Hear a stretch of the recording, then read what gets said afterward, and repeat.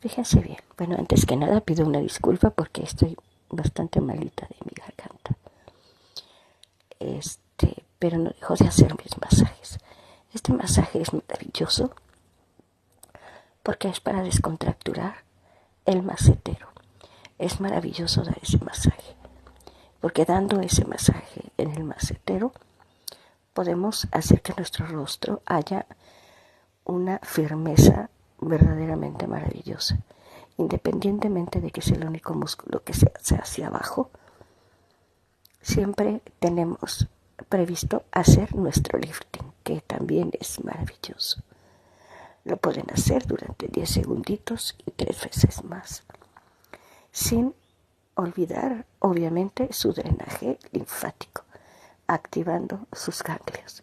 Y lo pueden hacer 10 segunditos y 3 veces más.